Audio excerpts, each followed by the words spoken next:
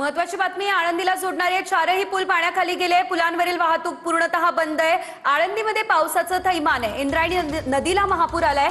श्री संत ज्ञानेश्वर महाराजांच्या पालखी प्रस्थान सोहळ्याला 2च दिवस केवळ आता बाकी राहिलेले आहेत। पालखी प्रस्थान सोहळ्यावर पुराचं सावट आहे।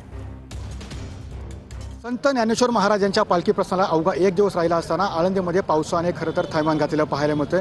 या ठिकाणी पाहतो की सध्या आळंदीमध्ये येणारे जे चारही पूल आहेत ते चारही पूल सध्या बंद अवस्थेत असल्याचं चित्र पाहायला मिळतं। कारण की या पद्धतीने पाहतो की खरं तर पालखी सोहळा अवघ्या काही 1 दिवसावरती आला असताना इंद्रा नदीला खरं तर हा महापूर आलेला पाहायला मिळतोय।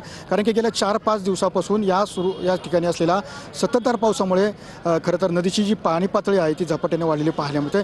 त्यामुळे आळंदीला जोडणारे चारही पूल सध्या पाण्याखाली गेले असून पुलावरील वाहतूक पूर्णतः ठप्प असल्याचं चित्र या ठिकाणी पाहायला मिळते। आणि नदीकाठ्यावरील सर धर्मशाळांमध्ये काही वारकरी काल खरं तर अडकले होते, त्यांना सुद्धा सुखरूप या ठिकाणी बाहेर काढलेलं पाहायला मिळतंय। हा मुसळधार पावसामुळे इंद्रा नदी काठेला आलेल्या महापुरामुळे आळंदी आणि देहूतील परिस्थिती सध्या गंभीर बनत चाललेली पाहायला मिळते। कारण की नदीवरील सर्वच पूल सध्या पाण्याखाली गेल्याने मुख्यमंत्री देवेंद्र फडणवीस यांनी वारकऱ्यांना आळंदीत न जाता थेट पुण्यात थांबून वारीमध्ये सहभागी होण्याचं आवाहन त्या ठिकाणी केलेलं पाहायला मिळतं। आळंदीमध्ये जोडणारी चारही जे पूल आहेत ते सध्या पाण्याखाली गेलेलं आहे, त्यामुळे येथील वाहतूक आहे ती पूर्ण ठप्प झालेलं आपल्याला पाहायला मिळत आहे।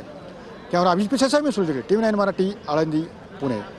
ताई, मला सांगा की काय परिस्थिती आहे? सध्या यात्रा सुरू आहे आणि पावसाने थैमान घातलं। आम्ही वारीची एवढी पूर्ण तयारी केली होती, 2-2, 3-3 लाखाचा मार भरला होता, पण अचानक इंद्रायणी मातेने उग्र रूप धारण केल्यामुळे मी जिथं आता उभी आहे इथपर्यंत पाणी आल्यामुळे आमची सगळी दुकानं पाण्यात गेली, माल सगळा वाहून गेला।